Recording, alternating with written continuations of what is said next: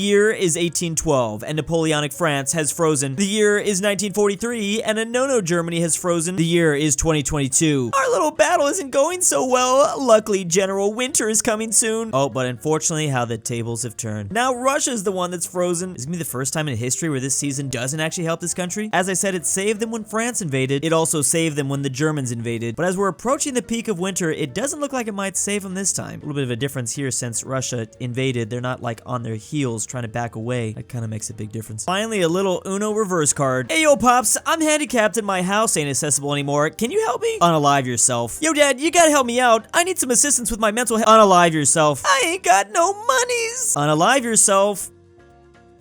Yeah, I'm pretty sure we all know what he's gonna say here. I mean, especially to Quebec of all places. Canada's been saying it to here forever. I guess this has been given as a solution to a lot of the Canadian provincial balls. I guess they really like telling people this. Healthcare in English-speaking clays. So that's gonna be $283,000. Why did you even help me? Before we start, we're just gonna need you to wait in this 37-year-long line. I'll be oofed by then. Just unalive yourself.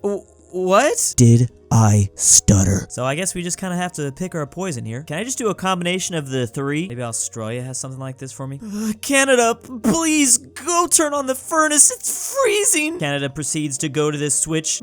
22 degrees. Yo, America, you didn't tell me what temperature, so I put it at room temperature. Oh no, what have you done? That's why you always got to be careful when telling Canada to mess with the thermostat. To them, below freezing is actually room temperature. They just have a high tolerance for this stuff up there. Wait, oh, Canada actually uses Celsius, which isn't that cold. Oh, that's actually a pretty nice temperature. That is room temperature. But this comic is mainly referring to the polar vortex that has hit North America, including Canada and the USA. Obviously, our neighbors to the north are a little bit more used to this than we are. It's been getting pretty cold. It's even been affecting a whole lot of flights around the US. What a nice day to eat my ice cream, says Arkansas. Whoops! Oh, pardon me, Texas. Let me clean it up for you. Oh no, this is much worse. You've given me my kryptonite. The cold. Oh, that's right. This state ball does not handle this thing very well. Texas has been infamous lately for just kind of having a whole lot of chaos happen to it once it gets a little bit below a certain temperature. It's really a kryptonite for their power grids, though. So yeah, just keep them away from anything freezing, like specifically ice cream. Looks like Russia's days of being a superpower are greatly outnumbered. I wonder who the next European baddie will be. Wait, what do you mean? For 100 years, Europe has always had one big bad. There was the Ottomans, and of course, the French. But wasn't Papa UK also bad back then too? Don't mess up my narrative. And who could forget Germany, whatever form he chose to take? Then of course, there's Russia. Oh, so you mean like an end boss? Yeah, I guess you could put it that way. So who's next? No idea. Know anyone who's ramped up their military spending lately? I mean, yeah, there's one place that comes to mind. Nobody is ever hurt to Poland again. Oh no, the winged Azars have come back. I don't think anyone's ready for this big baddie. Poland's about to use the sad history they've had for years against all of us. Instead of them being eliminated from the map, they are going to eliminate everyone else. Right now, they're spending $45 billion, which is just over 3% of their entire GDP. It's also a record defense budget. It's going to be 2 times larger than it was in 2014. Also, all the memes over the years have probably fueled their fire even more. I kind of feel a little responsible for that. Germany and Russia playing with Poland so hard they rip and break in half. Now Poland's ghost floats up to the sky. Is dead? Am into space.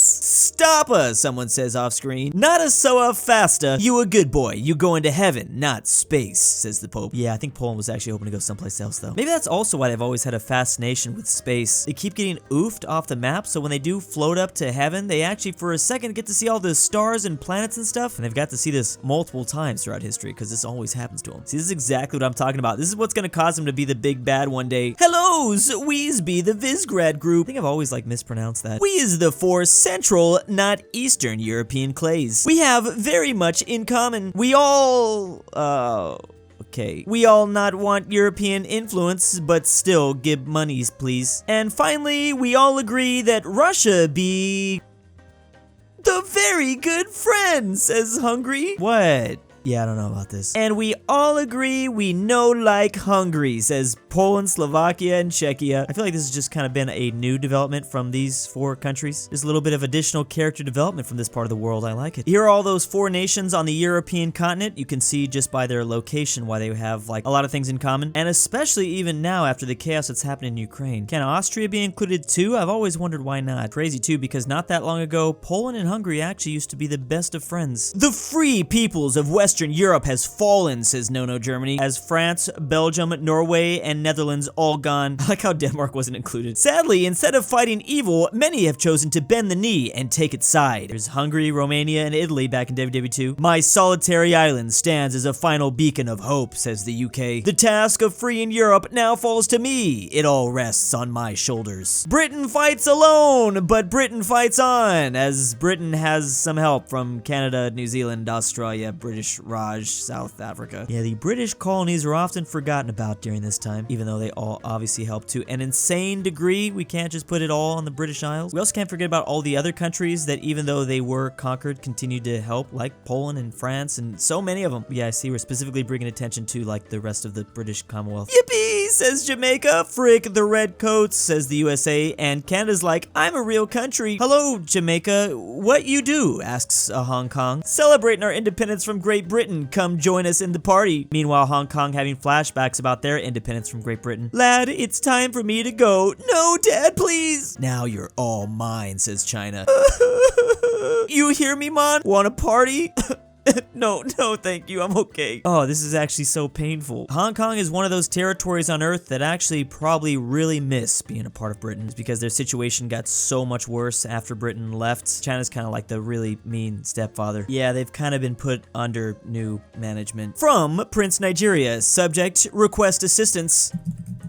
Dear beloved friend, I know this message will come to you as a surprise, but permit of me to desire to go into business relationship with you. Am son of late Lagos, and when I die, I will leave US dollars of 58 million. Ah! As France comes crashing in. Wait, am not real, Prince. Oh, that's right. Yeah, France really doesn't like when you talk about the whole monarchies. That's one way to stop the Nigerian hackers. France is always gonna bust out the guillotine when they hear something like this. And I guess the reason why that country ball was knitting next to the guillotine was this is actually a common practice back in those days. There'd be ladies that just like knit next to all the action, if that's what you want to call it. Is France aware of how many countries are still monarchies on Earth, I wonder? I mean, specifically the absolute monarchies, because there's still a couple of those here in the Arabian Peninsula. Maybe they're just waiting for the perfect time to strike. I need to find out about my grandparents, says the USA. Hey, what's y'all's names? Mercia, East Anglia, Northumbria, Kent. What about y'all two? What's y'all's names? Wessex? Essex? That's funny. And how about you? I'm Sussex. Sus.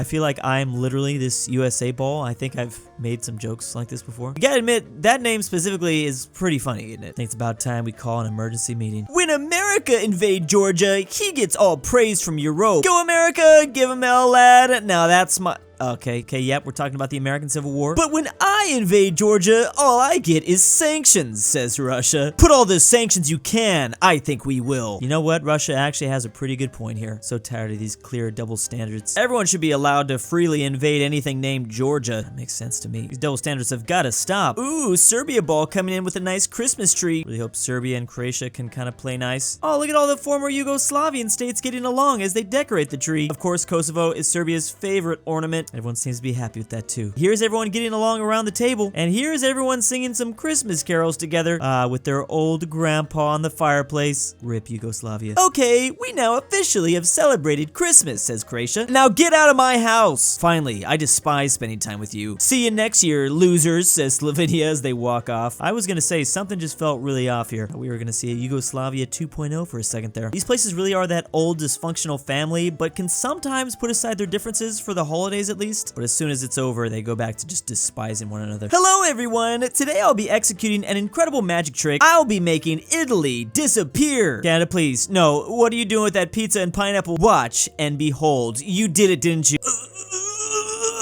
Splat. Okay, yeah, they made that look really easy. Yeah, it seems like the Italian ball has two very simple kryptonites. I think pretty much anyone can get these at the grocery store as long as they, you know, mash them together like this. Of course, it would be Canada doing this since they are supposedly responsible for putting pineapple on pizza. It all came from them. But it did supposedly start from a Greek immigrant, interestingly enough. He was in Canada, though, at the time in 1954. It seems like even more of a betrayal since these two have kind of shared more of a history together, a little bit more. And to think he tried to throw us off his trail by naming it Hawaiian pizza. Hawaii would never do such a thing. I like how I've known about pineapple on pizza for pretty much my entire life. I think I tried it when I was like 5 years old. Even back then, I knew this should be considered a war crime. Hi, I'm Finland, and I'm kind of a alcoholic. They've showed up to this little drinking problem convention. Yeah, think you misunderstood something, says Ethiopia. We also have a Pakistan on the floor, and Egypt, a Lebanon, and Syria. Oh, their drinking problem isn't that they're consuming drinks, it's that they're not. Doesn't help that Switzerland's just taking all the water away from them. This is a reference, I think, to the company Nestle, which took 35 million cubic meters of water. That's 42% higher than the previous year. Kind of a big difference between having too much to drink and having nothing at all. I think this is actually just Finland's solution to the problem. And big thanks to my patrons. Drew, I'm stalking you and will kidnap you December 27th, 2022. DJ McSkillet, aPhatNarwhal. Drew's Argentinian $20 is Bjarne Elonich. Bring Wildfang. back Evan Pryce. Ball. GoodOldRyah. Isaac Kilgore is LuxembourgLover. dead. Gamer. Veiotic. Bassall. Ortin 6969. Patrick. Phresh Robert Animations. RyeThePie. Scottish Tokyo If you hear this, I Polish love you. The Lithuanian Mexican Commonwealth. Twickenhamster. And why am I doing this?